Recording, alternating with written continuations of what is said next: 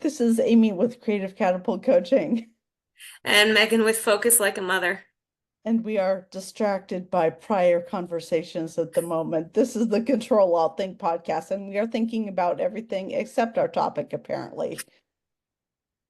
So, Amy, our topic for today, are we going with subscriptions and free Yeah, trials?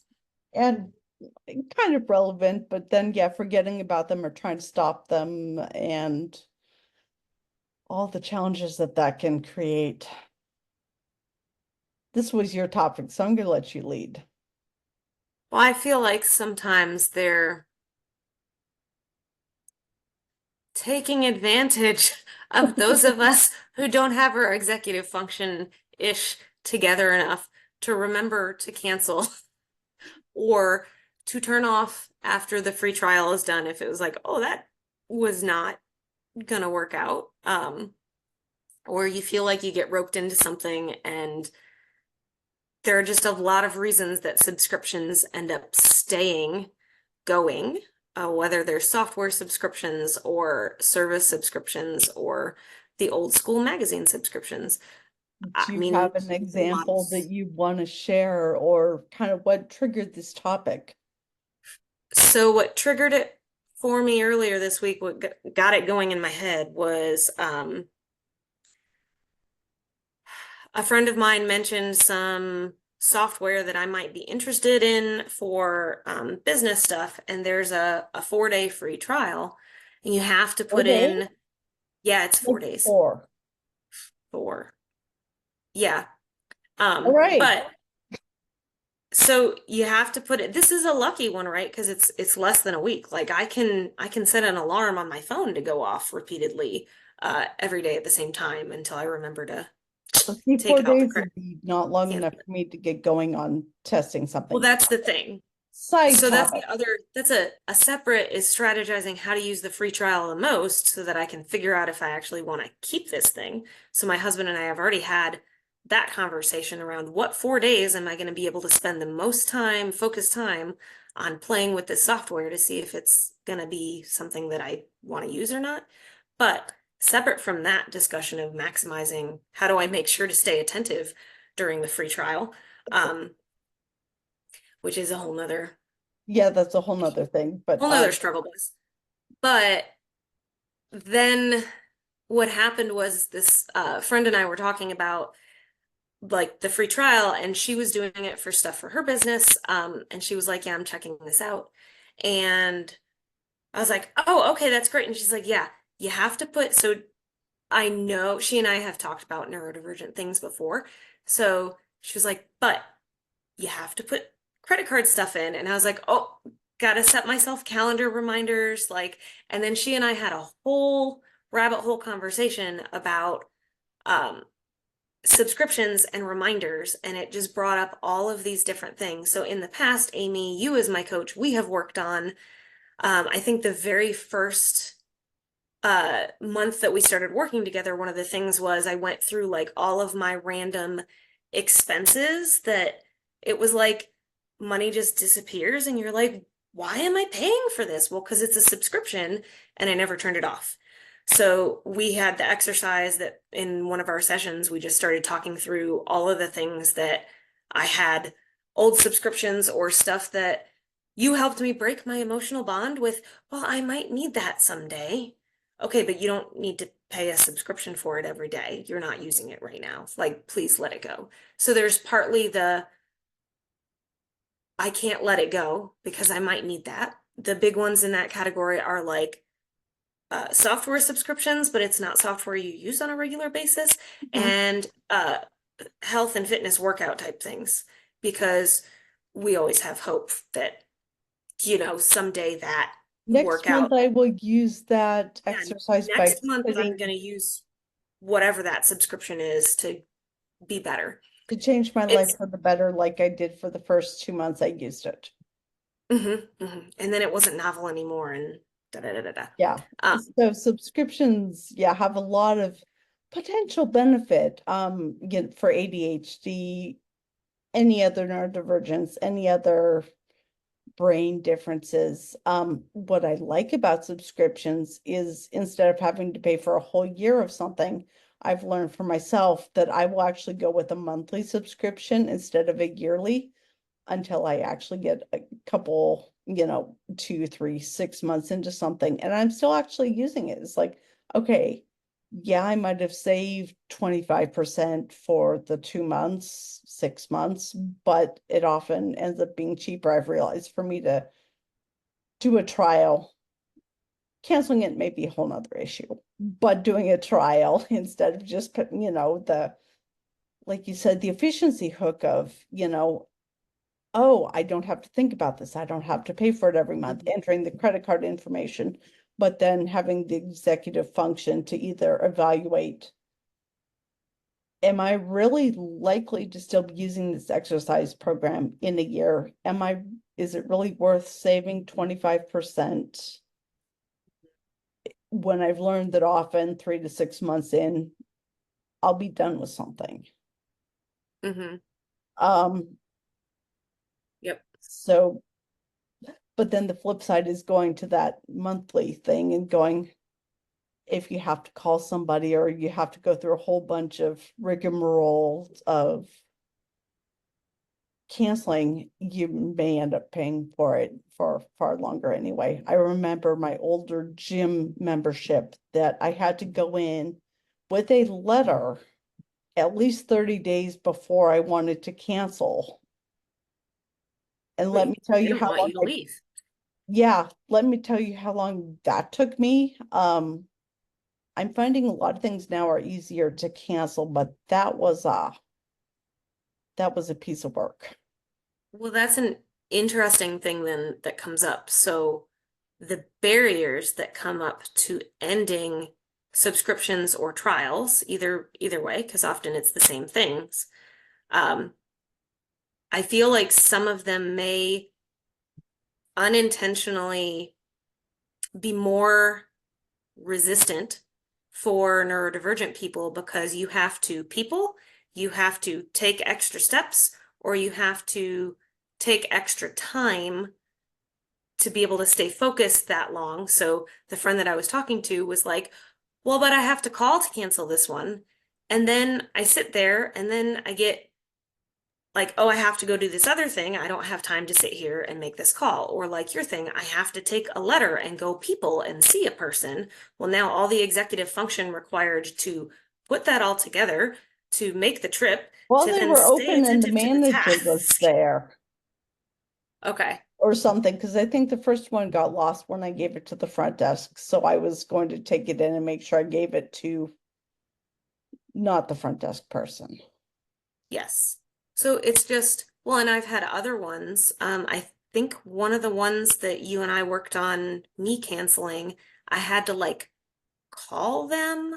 I've had a few where I have to like call them. And it's like, I don't, I don't want to call, or I have to sit on hold for a little while. And who knows, that's the unknown of now I have to sit on hold for I don't know how long, but I have other things to do, and now I'm stuck in waiting mode on hold. Um, so it's just different things come up that stop people. So what's happened to me is now I'm very critical of free trials that I have to put much information for, which is interesting because as a business owner, like I like the idea of lead generation. So I'm an entrepreneur, I'm a startup coach for my consulting business Right. and a business owner. So like from a marketing and sales perspective, the free trial is a fantastic tool. But on the neurodivergent end user side, I'm over here going, I really like this software. I want to be able to check it out, but I'm super hesitant about setting up this free trial. This one's only 4 days, but a lot of them, like we had an Apple Music like trial earlier this year. Um, and so our strategy in our house is that I put calendar reminders in, not just mine, but like the robot lady tells us, and it goes to my husband's calendar so that multiple things are, or I set alarms on my phone, whatever it is. So going back to our reminders from our Right. previous discussion, but I have all these reminders set up just because it's like, hey, I got to revisit. So one of the things that came out of our coaching conversation a long time ago I was going to was I ask how went, you ended up resolving some of those. I've kind of forgotten the details. yeah, so I ended up setting up calendar reminders of things that at the time I had wanted to keep that were subscriptions. And so now, whether they're monthly or annual or whatever it is, I get calendar reminders in my phone that'll come up and then say, hey, this is coming up due next week. You need to revisit whether this is still relevant or not. And then there is still the task of, I have to revisit expenses, once a year at the end of the year or whatever, kind of looking at just financial um, responsibility, adult life, sitting down and figuring out, oh, hey, I was spending money on this. I'm not using this anymore. Um, and then going through the work of letting it go. Because there's Yeah, I also the sunk remember. costs, the like it's I've already paid for it, so now I have the bias of, well, I'm not gonna, it's done, it's over with, I can't do anything, I'm just gonna move on. And then next year, that's what I said earlier. I said, oh, that's next year Megan's problem. Um, Yeah, well, I've got my own rather spendy one at this point that I keep thinking I'm going to make a decision on.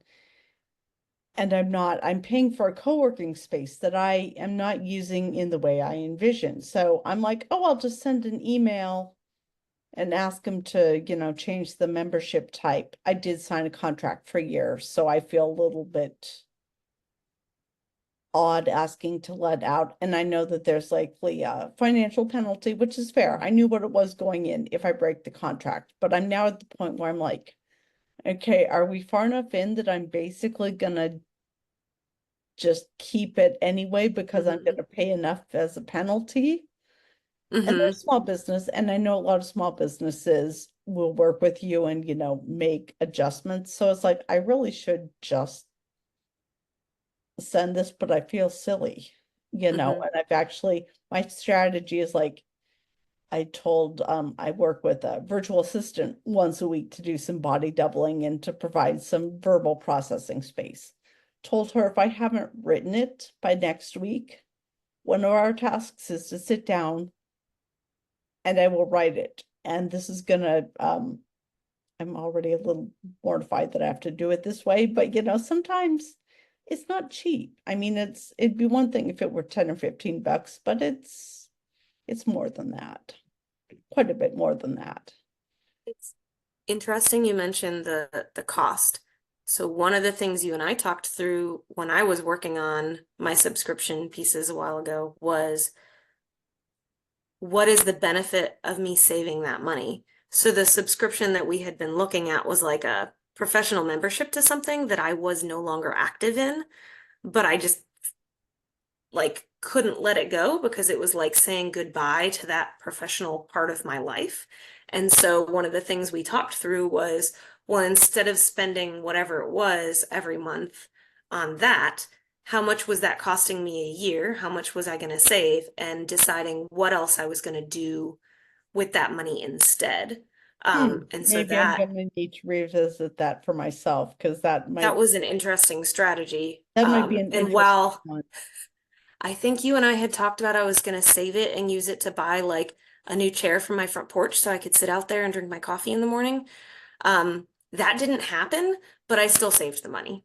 I didn't end up using it for that, Right. but It sounds like what like, was powerful about it was really the kind of getting down to that emotional benefit when just the straight up strategies of calendar reminders and I should aren't enough, going to that emotional place and going kind of what is this actually meaning to me, Mhm. and doing some emotional processing around it, which for some people I'm sure is going to sound like another barrier to do it. But again, it's that $10 a month, maybe I wouldn't do this, but when you're looking at the cost over a year of something that's,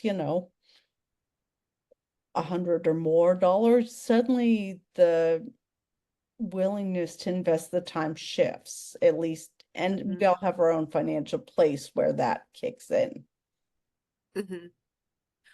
And so those are emotional barriers. There's also logical barriers that pull on emotions. So one of mine that I still have that just renewed in July, I think, that I saw was like, oh, I might want to consider getting rid of that next time. Um, it's tied to like software as a service. And so there's Huh. data and information in there. And it's like, well, while I don't really use that very often at all, well, what's going to happen to, like, I can't access the information that exists in there. So it's like, it's access to a database. Well, if I'm not using the database anymore, no big deal.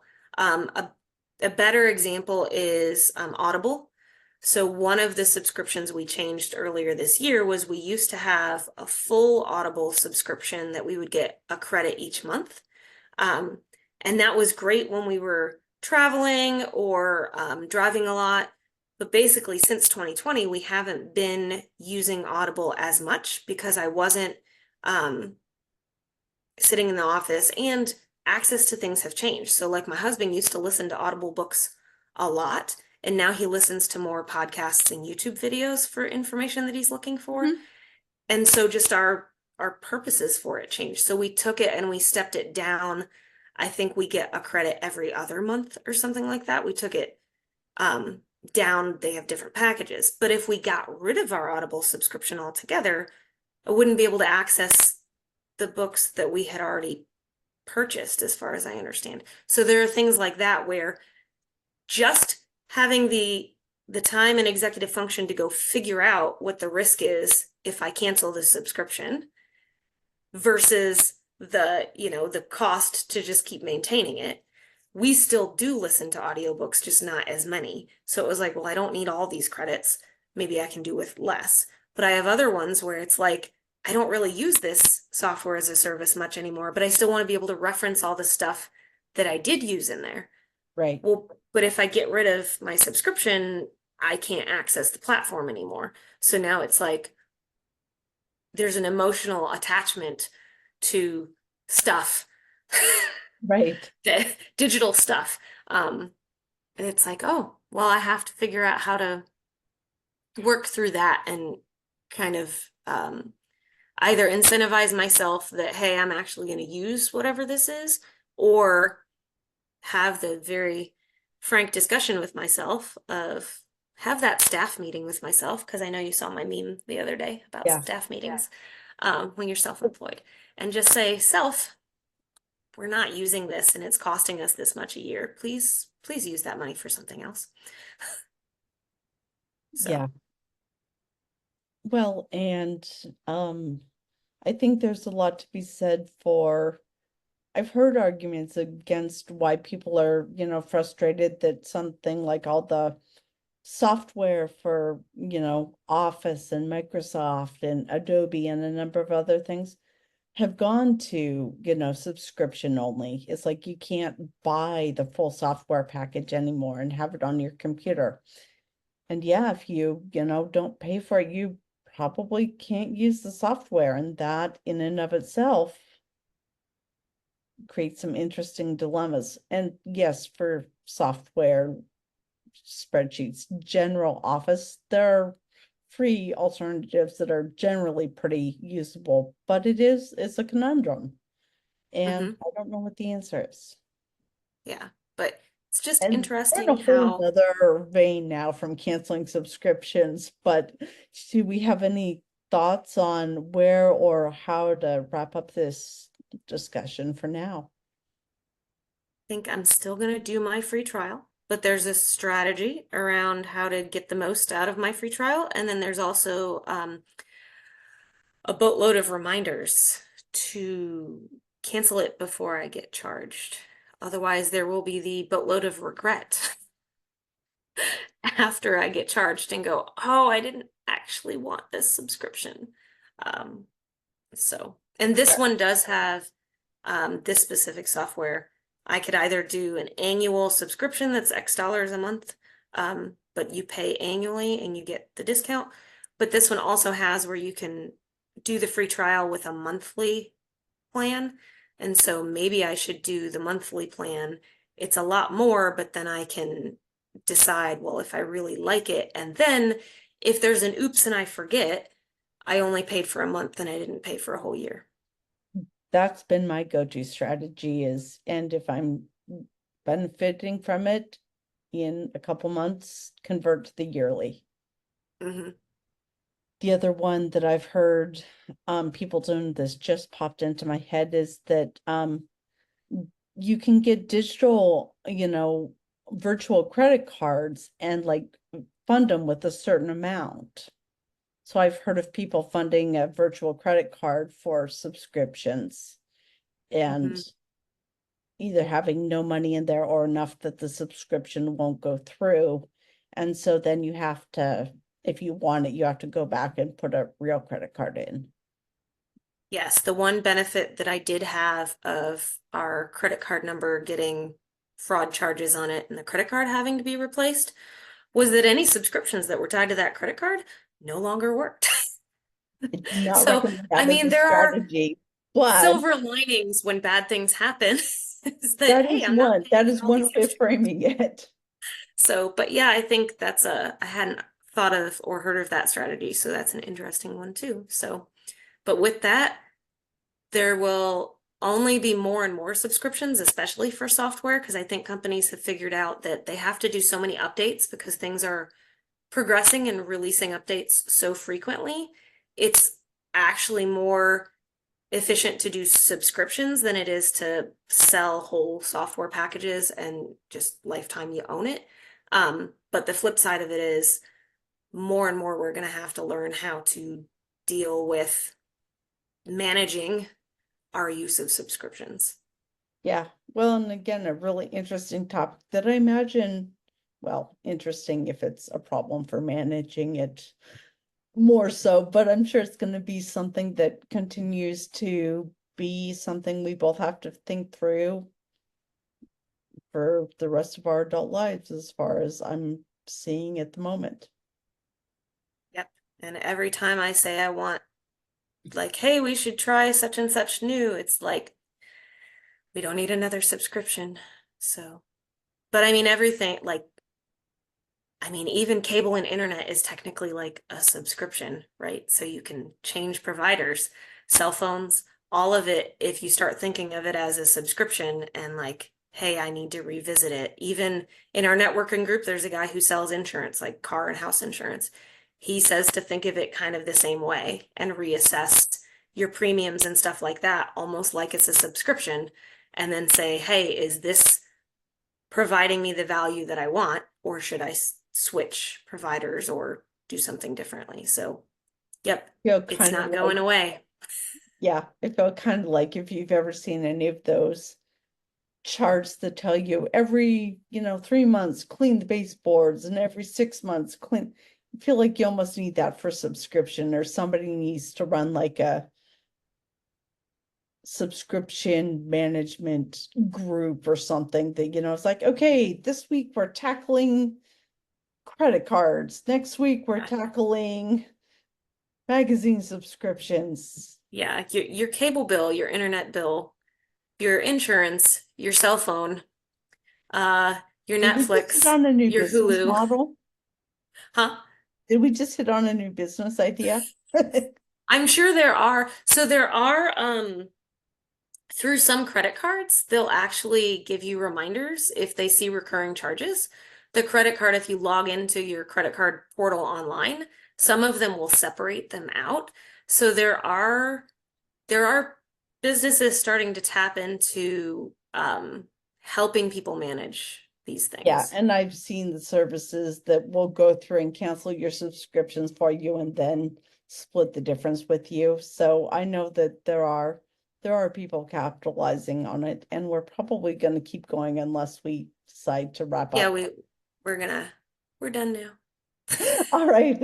And tune in, I'm sure, at some point for version 2 of subscriptions. More info. Yes. And this is Megan with Focus Like a Mother. and Amy with Creative Catapult Coaching, and this is Control Alt Think, and we'll catch you next time.